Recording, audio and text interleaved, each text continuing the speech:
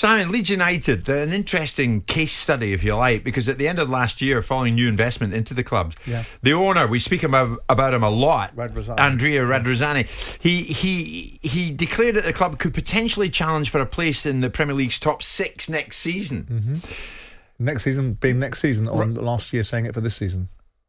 Next season. Okay. Next season, they carry on. They carry on with the Premier League status and go into next season, and then they're looking at top 6. Okay. Was there any merit to what is, after all, a fairly bold statement from him at that time, putting it out there that this is where we want to be? I mean, they're not showing signs of it. Well, he's a smart cookie. He's a media guy that sells media rights. He knows his way around. He knows the value of promoting a business and giving it the juice that it needs. But behind that has got to be some check writing.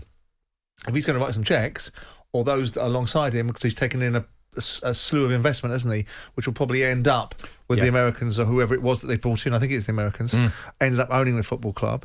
It's about, if you want to be inside the top 6, then you can say that, but you're going to be writing checks out. Now, I know West Ham have proved that necessarily you don't have to write huge checks out, but notwithstanding that, on traditional values, you're going to have to spend some money. If you're going to unseat, United, Tottenham, Arsenal, West Ham, you're going to have to at least match their expenditure.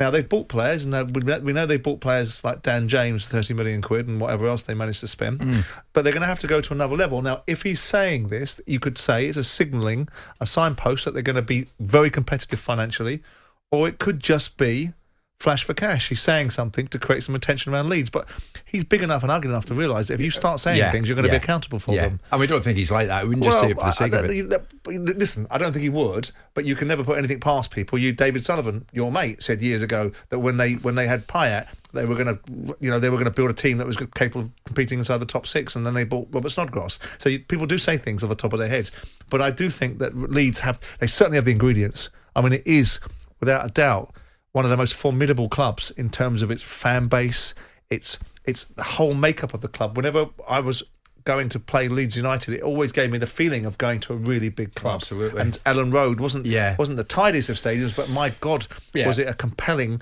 intimidating place to be. Are Leeds and Bielsa still a match made in heaven? I don't know. Yes, currently they are. I don't know if they're a match made in heaven if they want to get into the top 6. I don't know. I think Bielsa is a fascinating character with a fascinating philosophy, but can you really play the brand of football that he plays with the added intention of getting inside the top 6? Because somewhere along the line you're going to have to be able to outplay the top 6 sides to be there. I don't know if he can. Well, if certainly they can. He can. I don't know if they can. Jim White and Simon Jordan, Monday to Thursday morning, 10 till 1. On AM, on DAB, via the talkSPORT app and on your smart speaker. talkSPORT.